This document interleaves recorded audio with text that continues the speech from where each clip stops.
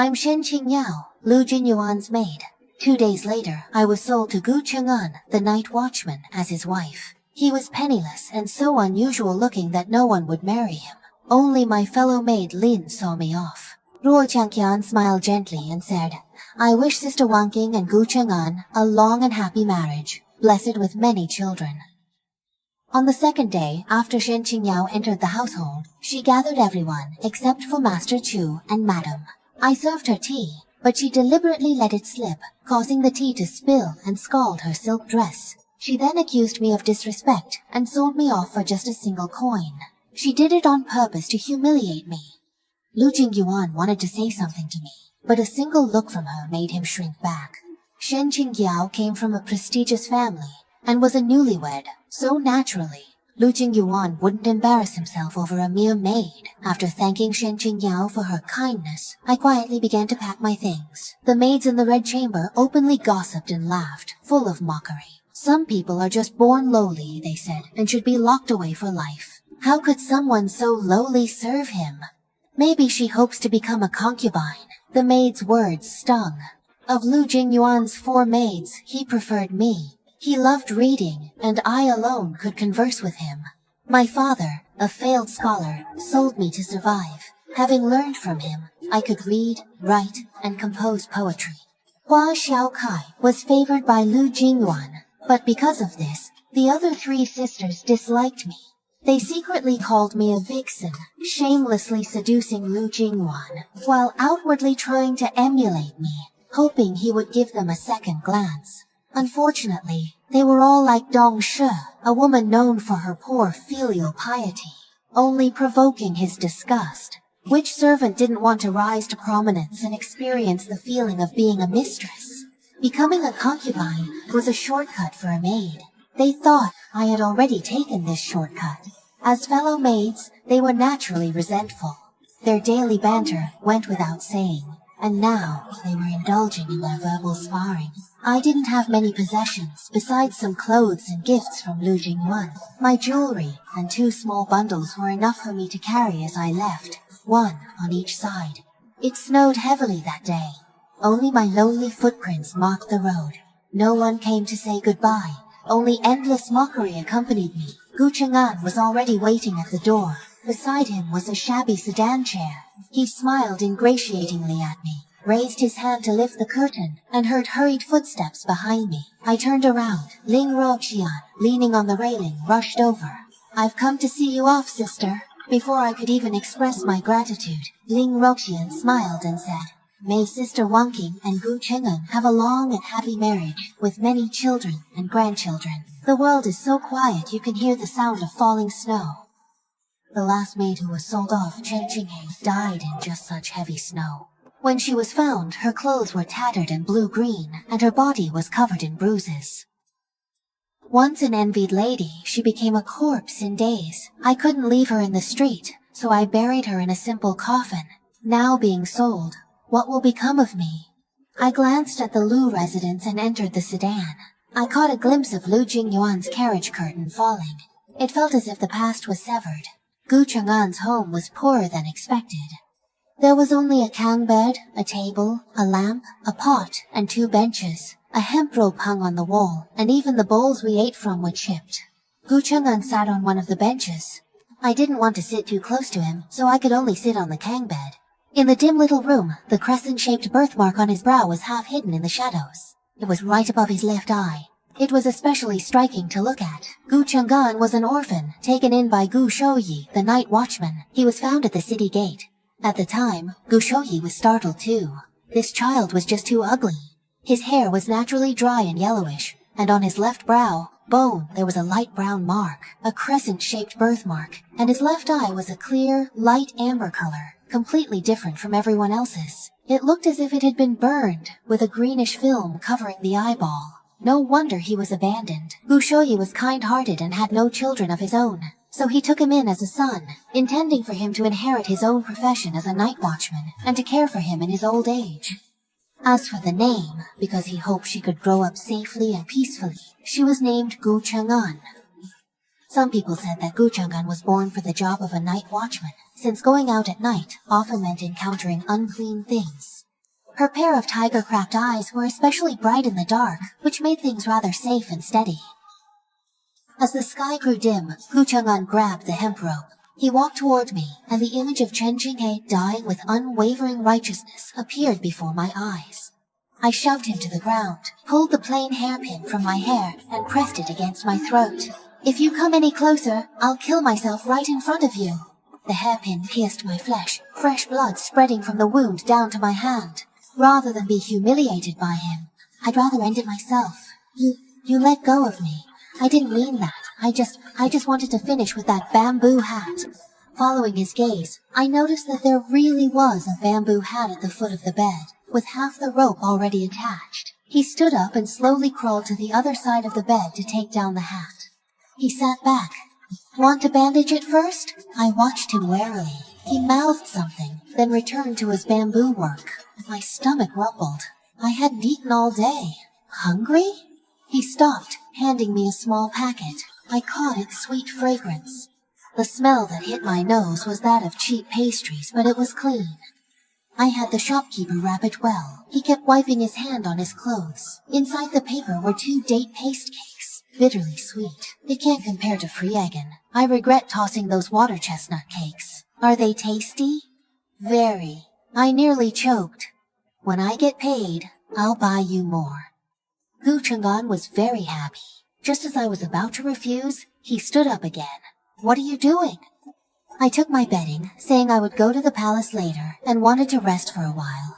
After getting the bedding, he turned around and spread it on the floor, lying on it with his back to me. I waited until he went to the palace before I lay down on the kang, still fully dressed. There was another quilt on the bed, quite clean, and when I covered myself with it, it smelled of sunshine. Staring at the dark ceiling, I didn't know when I fell asleep. As soon as dawn broke, I got up, cleaned the whole room, and put some millet I found in a corner into the pot. When Gu Cheng'an came back, the porridge in the pot was just ready. "Buy some cold dishes."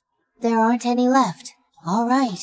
Gu Cheng'an swallowed the last mouthful of porridge, put on his bamboo hat again and said, "I'll go borrow some from Li Guilan next door. I'll pay her back when I get my monthly pay." Gu Cheng'an was out of money. He only got a little over half a jar of money each month, and after food and drink, there wasn't much left. Yesterday, he hired a rickshaw for me and bought pastries, so there were only 3 coins left. I sighed, took a piece of jewelry from my bundle and said, "Let's pawn this, then buy some rice, flour, and oil. Also, bring me some embroidery thread and white bricks."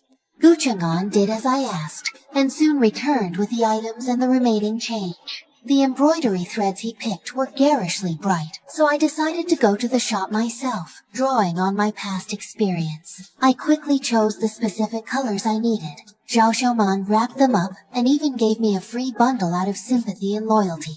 As I was leaving, I bumped right into Lin Roqian and her group. "Oh, Sister Wanqing, a night of spring passion is worth 1,000 pieces of gold. How was your wedding night with Gu Cheng'an last night?" Their voices were so loud that even people outside the embroidery shop poked their heads in to look at Li Chao, followed by a burst of laughter. I lowered my head and strode forward, wishing I could just disappear, but Lin Roqian blocked my way. "Sister Wanqing, since you've gotten married for love, you should at least treat your sisters to a meal." "The sisters want to meet him. They have gifts and want to ensure he treats you well. Don't you agree? They say your husband is the most unique performer." She emphasized unique. The laughter grew, leaving me overwhelmed. "If Miss Tian gets Persian embroidery threads, won't you look?" Zhao Xiaoman helped me escape the situation. I hurriedly left, running all the way until I reached a narrow alley. I stopped to catch my breath, and tears began to fall uncontrollably. A silk handkerchief embroidered with red eyebrows was handed to me. Following the hand holding the handkerchief, I saw Lu Jingyuan standing beside me, still as elegant and graceful as ever. "Su Wanqing, I'm sorry." I stepped back, refusing her handkerchief. "Lu Jingyuan, you owe me no apology. Is he kind to you?" The wind blew, fluttering my scarf to reveal the scars on my neck. Lu Jingyuan's eyes were filled with pain. "Su Wanqing, he misunderstood me, but I didn't want to explain. He stepped closer, wanting to check on me, but I retreated even further. We were people from 2 different worlds to begin with. Even though Lu Jingyuan had once held me tenderly and affectionately, I never dared to dream of a beautiful future for myself, always reminding myself of my duties as a servant. I just wanted a quiet life at the Lu's. I saw my brother Mingyuan starve, and Mingshuan was too hungry to cry. Father had to sell me to the Lu family so we could survive. I was lucky Lu Jingyuan liked me, giving me a few good days. I dared not hope for more. Wanqing, take this. If you need help, find me. Jingyuan handed me his money pouch. I tried to return it, saying, no need, sir. Su Wanqing is already married, and can no longer be entangled with Lu Jingyuan. Young master, take care. I'll be leaving now. Wanqing, Wanqing. Without looking back, I left. Lu Jingyuan called out to me from behind, but I did not respond. Everything felt as if it belonged to another lifetime. Not long ago, I was still by Lu Jingyuan's side, grinding ink for him while he drank tea and painted. Later, he handed the brush to me, and I added a few strokes. A magnolia blossom bloomed on the rice paper. He smiled and praised me for being clever. When I returned to that small room of Gu Cheng'an's, I sat at the table, gasping for breath, my face cool and damp. When I reached up to wipe it, I realized the traces of tears were still there. I know that marrying me has been hard on you. Gu Cheng'an, who was on the cam bed, had woken up at some point. That left eye, scarred from a tiger wound, quietly gazed at my brow. The crescent-shaped birthmark was soft to the touch. We can get divorced if you want, but could you wait a few more days? If you leave right after marrying me, people will laugh at me. Gu Cheng'an lowered his head, like a child who had done something wrong. You should get some rest. You still have to work tonight. I changed the subject, separating the embroidery threads into bundles, stretching the white silk taut, and began to embroider. With something to do, time passed quickly. Several days went by like this. That day, Gu Cheng'an had just left not long before, when the lamp suddenly flared up and went out.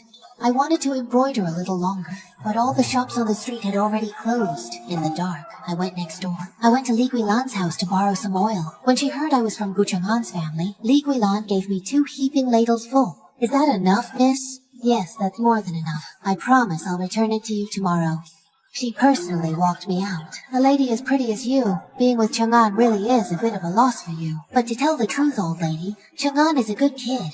If you stay with him, you definitely won't be mistreated. The next day I got up early and bought lamp oil to return to Li Guilan.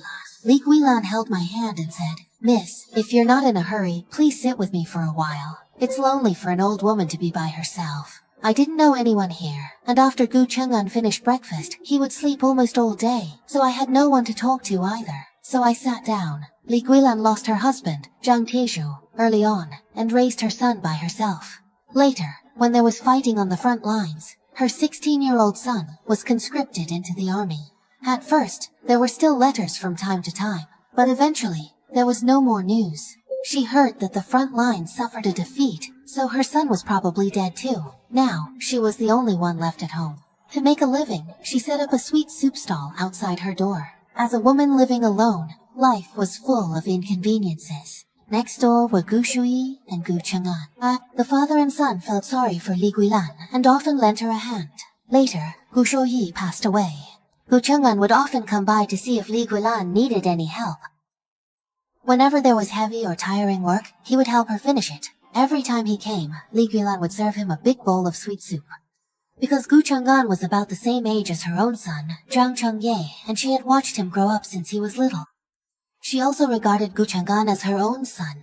The day you came home, my dear, Cheng'an even specially came to me to get a set of bedding. I had finished making that bedding a long time ago. Originally, it was meant for my future daughter-in-law, but since my son didn't use it, giving it to Cheng'an is just the same. My dear, I really like it this way. Li Guilan chattered on, and from time to time, someone would come by. She then went out to serve a bowl of sweet soup, and she also brought me a bowl. I couldn't refuse, so I drank it. It was really sweet. As a child, my only snacks, except Mom's rice candy, were street sweet soups.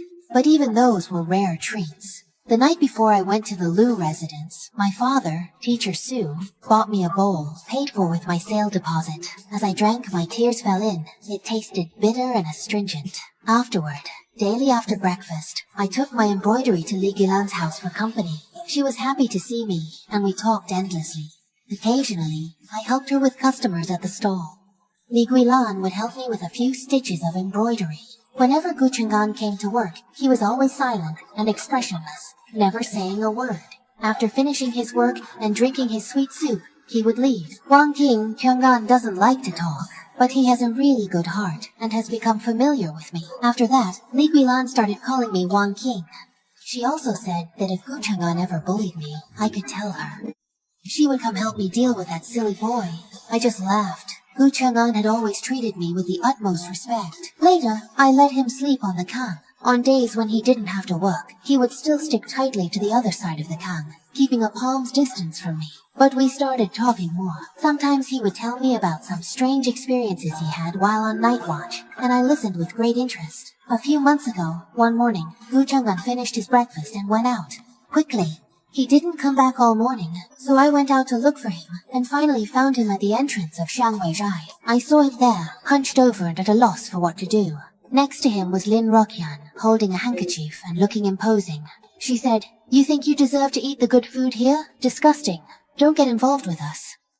How could a lowlife like you come to a place like this? Get lost right now. Don't dirty our eyes. Gu Cheng'an silently turned around to leave, but I blocked his way. Standing in front of him, he looked up, his eyes full of grievance. His pale face was tense, and the back of his rough hand brushed against his sleeve. There was still a bit of ash from the soup lamp behind his ear. I clenched my fists. My fingers tugged at Gu Cheng'an's sleeve as we stood before the arrogant Lin Roqian. What right do you have to tell him to get lost? Oh, I forgot. He's Wanqing Jieji's husband. Ling Roqian laughed as he pretended to slap his own mouth twice.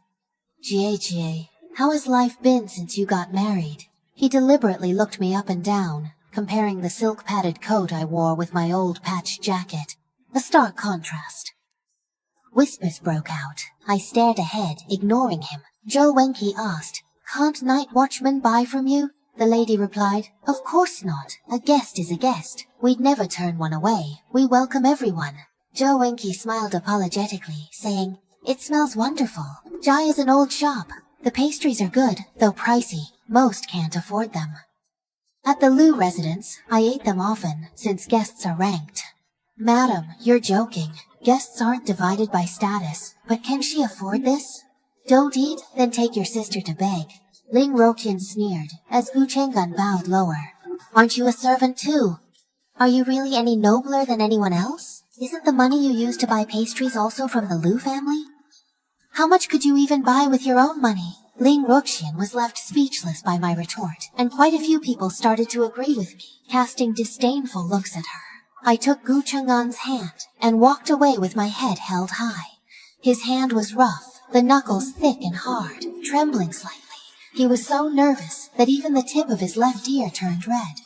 After we got home, Gu Cheng'an said, "Thank you." I replied, "Why are you thanking me? I just can't stand the way she bullies people." "You're just too good-natured. Honestly, it's a shame for that intimidating face of yours."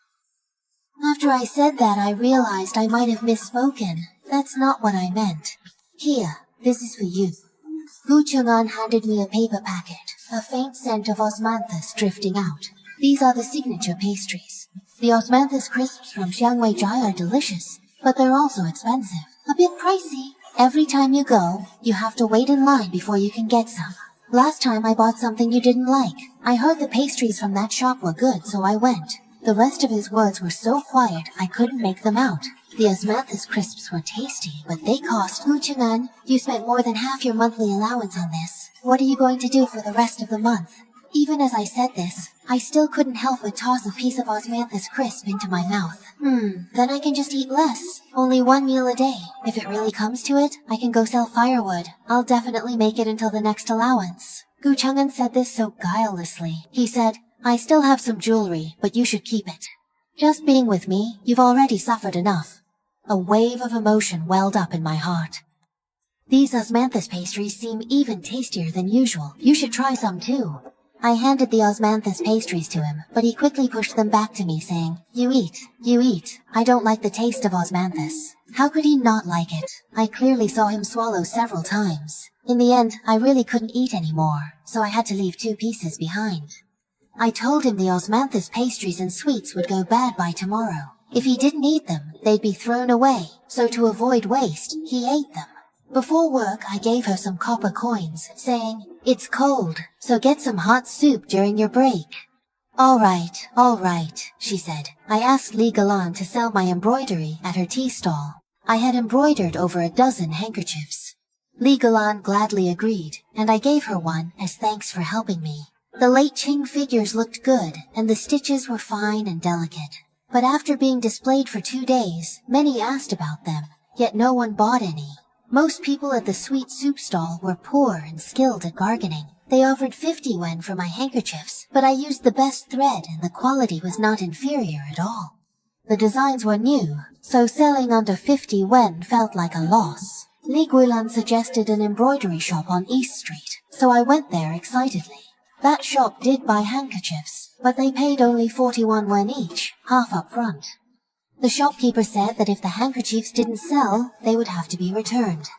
If sales went well, of course, they hoped to cooperate with me more so I could try it out first.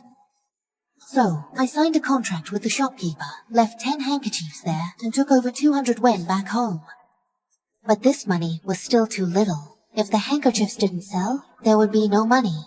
I thought about it all the way, then turned and entered a bookshop. My father, Teacher Su, had once worked as a copyist. I'd also imitated him before, so I knew a bit about how it worked. After Sun Wenyuan saw my handwriting, he decided to hire me, and I went back. He accepted. I pawned jewelry as collateral since Sun Wenyuan needed me quickly. Supplies ready, we agreed on 1 or 2 tales per book. I took them home, copying books by day and embroidering by night. I knew book copying had limited profit. Gu Cheng'an apologetically said his inadequacy caused my hardship, but I said I had free time anyway.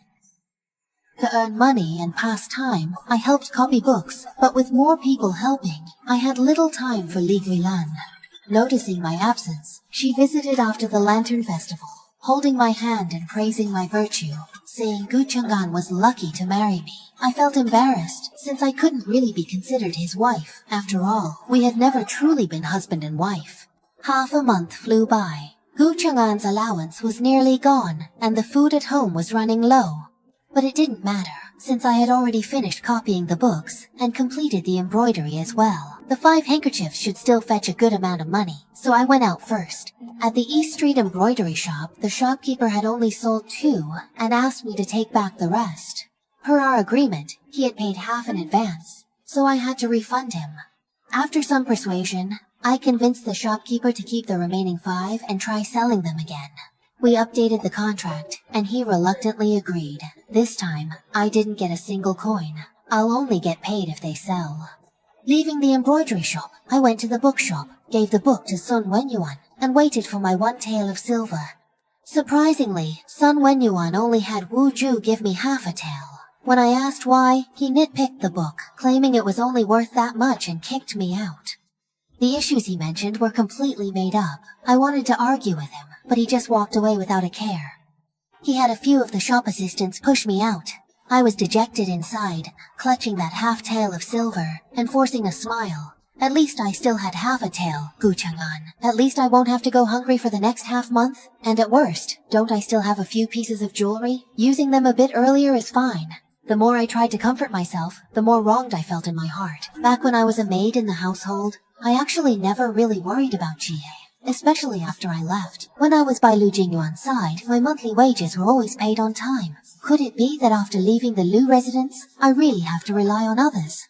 After walking a long way, my stomach was growling with hunger, so I headed toward a noodle shop. I ordered a bowl of braised pork noodles. The portion of noodles was generous, and there was plenty of braised pork as well. After finishing the braised pork noodles, my whole body felt warm, and my mood improved as well. At checkout, I told Zhang Dazhu I'd be back soon.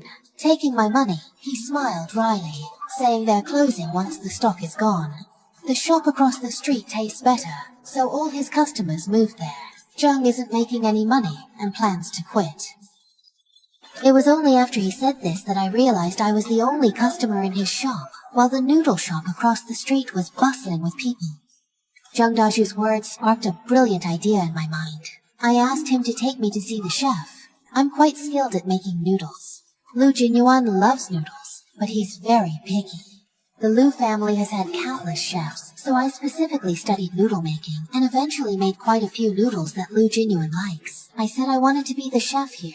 Zheng Dazhu thought I was joking and ignored me. I went to the kitchen and made a bowl of noodles. The aroma was so enticing that even the diners across the street were attracted. I can handle even someone as difficult as Lu Jingyuan, let alone ordinary people. Zheng Dazhu picked up his chopsticks, took a bite, and immediately decided to hire me as a trial. The salary was 2 taels of silver per month. Isn't this the end of the world? I hummed a little tune as I went back. Gu Cheng'an saw me so happy and asked what happened. I told him. He was delighted when I told him, praising me as a capable woman who had gotten her fill. He said the Lu family was blind to sell me off. Seeing him grinning like an idiot, I handed him half a tael of silver to buy some meat. We'd have a good meal that night, and I even invited Li Guilan over. I hadn't seen her in a long time and missed her terribly. After I went to the noodle shop, business gradually improved. I added more than 10 kinds of noodles and my own pickled side dishes, which the customers praised highly. Feng Afu, who served the dishes, said, "Sister Wanqing, you are truly the lucky star of the noodle shop." Zheng Dazhu also said it was all thanks to me, so everyone at the noodle shop respected me very much. I worked hard at the noodle shop, busy every day, and felt happy even in my simple life. I would also bring some of the noodle shop's dishes home from time to time and share some with Li Guilan. More than half a year passed, and Gu Cheng'an had gained some weight. His once pale skin now had a healthy flush. His previously dull, curly yellow hair had become soft and shiny, and his left eye, like amber, was bright and spirited, with well-defined brow bones. The crescent-shaped birthmark looked especially gentle, and his shoulders and back, which had always been slightly hunched, gradually straightened up as well. Li Guilan, on the other hand, said that if Gu Shou knew how Gu Cheng'an was living now, he would be relieved. The only thing missing for the two of us was a child. I blushed and lowered my head, and Gu Cheng'an did too. Actually, he had gotten used to it and wasn't so worried anymore. The noodle shop's business kept getting better and better, and our days were improving as well. I added a lot of household items to the home, and Gu Cheng'an's small house was looking more and more like a real family. He said that even when he was on night watch now, he felt full of energy. Just as I was thinking about finding a bigger place to live, Zheng Dazhu suddenly settled my monthly wages and told me to look for a new helper. He even gave me some extra money and apologized, saying that his elderly mother at home had fallen ill and he needed to go back to take care of her. I suggested bringing his mother over here. Zheng Dazhu said his mother was frail and probably couldn't handle the long journey. He said, "I've already decided to leave this shop. Honestly, I hate to part with it, but my mother only has one son. I can't just ignore her." I was moved by Zheng Dazhu's filial piety, but I really couldn't bear to part with this shop. A bold idea suddenly flashed through my mind. "Zheng Dazhu, how much are you planning to sell this shop for?" 30 taels of silver. Within 10 days is fine." I was anxious to get home, so I took out all the jewelry Lu Jingyuan had given me and asked Gu Cheng'an to pawn it all. But I only got 10 taels of silver back, and even with the money I had saved up, it was just 11 taels. I went to Li Guilan's house. Li Guilan took out her savings from many years and gave them to me, but it was only 6 taels. Still not enough. Just as I was feeling worried and distressed, someone knocked on the door. It was the former head embroiderer from the embroidery workshop on East Street. He handed me a money pouch with a big smile. Inside were more than 400 copper coins. "Madam, this is the money for the handkerchiefs," he said. "You haven't come for a long time, so I had no choice but to bring it to you. There's quite a lot here. Your remaining handkerchiefs have all been sold. A lady bought them all. She really loves your craftsmanship. She said that if there are more, she wants them all. That's why I shamelessly came to find you, madam. I wanted to ask if you have any extra handkerchiefs, but I was too embarrassed." She shook her head. She now cooks at a noodle shop and stopped embroidery. With no more handkerchiefs, the lady was disappointed. Leaving, she turned back to say, if she embroiders more, I must give them to her first, even for an extra charge. This money isn't enough. I asked Zheng Dazhu to transfer the shop now, and I'd pay the rest later. But he said, "Madam, I probably can't do that." Zheng Dazhu looked troubled. Feng Afu said that someone had already come to see the shop and was planning to pay for it. I was burning with anxiety. This shop, if it keeps running, it will definitely make money. It would be such a pity to miss this opportunity. Just when I was at my wit's end, Gu Cheng'an handed me a heavy package. I opened it. Inside were several silver ingots, enough to weigh over 10 taels. It's nothing. I trust you. I didn't listen to... He had mentioned something about a family heirloom before, but since things happened so suddenly, I didn't ask too many questions. At worst, once we had money, we could just buy back that family heirloom. The noodle shop reopened. I became the boss. To earn more money, I even started serving breakfast. I also hired Li Guilin for 1 tael of silver a month, which was more than she used to earn. Her sweet soups were very popular and sold a lot every day, so I raised her monthly wage to 1.5 taels. Business was booming, and in just 1 year, I managed to save over 10 taels of silver. With my persuasion, Gu Cheng'an also stopped working as a night watchman. We ran the noodle shop together. He was in charge of cleaning the shop and selecting the vegetables. One morning, just as Li Guilin brought out a big steaming basket of buns, a beggar rushed over, grabbed 2 buns, and ran off. Feng Afu immediately gave chase, and I followed close behind. We finally caught him at the corner of the city wall. Feng Afu grabbed his clothes, but the beggar hurriedly stuffed the buns into his mouth, choking so badly that tears streamed down his face. Feng Afu was about to hit him, but I sighed and said to let it go. He was just a pitiful person. Then the beggar spoke, and to my surprise, it was Lin Roqian. His hair had covered his face just now, so I hadn't recognized him. Su Wanqing, sister, please save me. Lin Roqian kept kowtowing to me desperately. Just as I was about to help her up, she collapsed and fainted. Feng Afu carried her into the hall. I called a doctor to examine her, and then brewed a bowl of medicine. Only after that did she finally wake up. While drinking the medicine, she cried as she told me everything.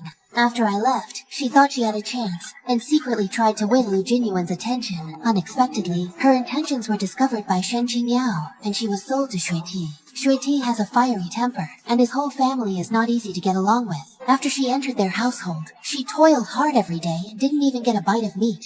If she didn't do her work well, she would be beaten, leaving no uninjured spot on her body. Later, when she became pregnant, she was brutally beaten until she miscarried, which also harmed her health. After that, it never happened again. Her mother-in-law scolded her for being a money-losing burden and beat her even more viciously.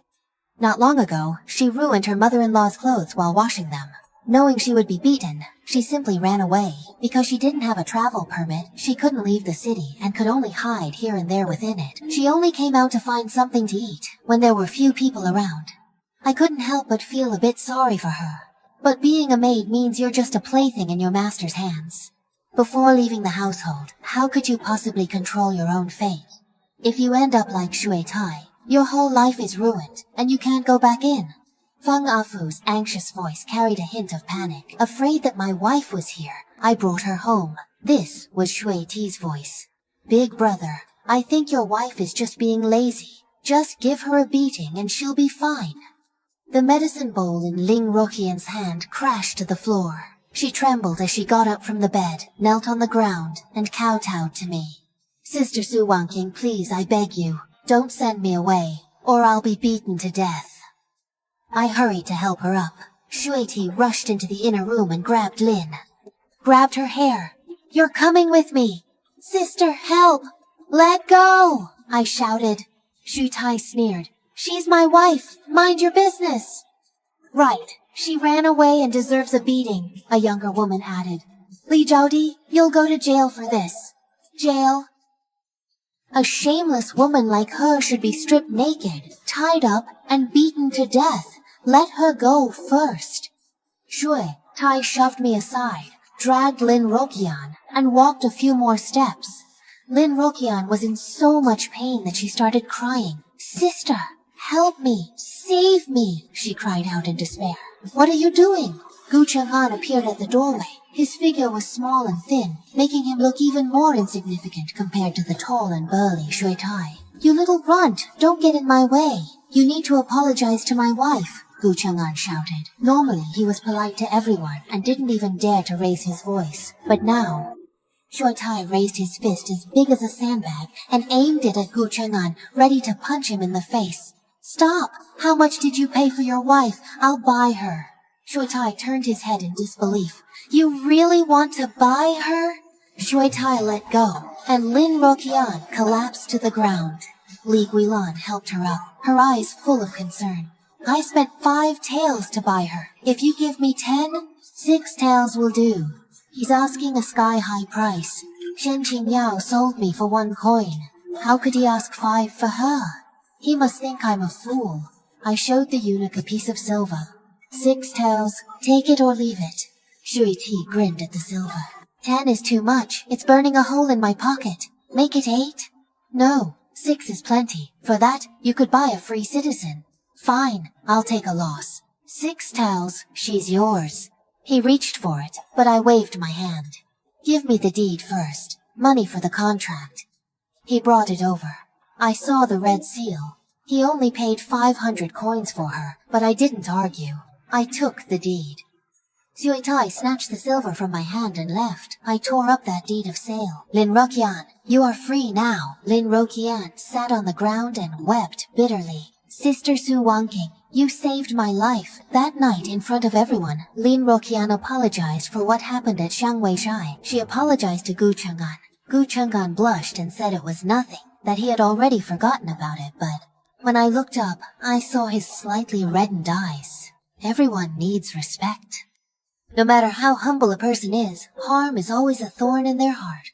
He couldn't forget. They waited too long for a single apology. Some people may never get to hear it. After that, Lin Ruqian stayed at my shop. She helped out, and the noodle shop's business flourished. 5 years later, the south was hit by floods, while the north suffered a severe drought. Amid corruption, life grew harder and my shop struggled. Rebels resisted the court, Liu Ko stirred trouble, and we lost money. 3 months later, I dismissed everyone, giving each 2 extra silver tiles. Times were tough.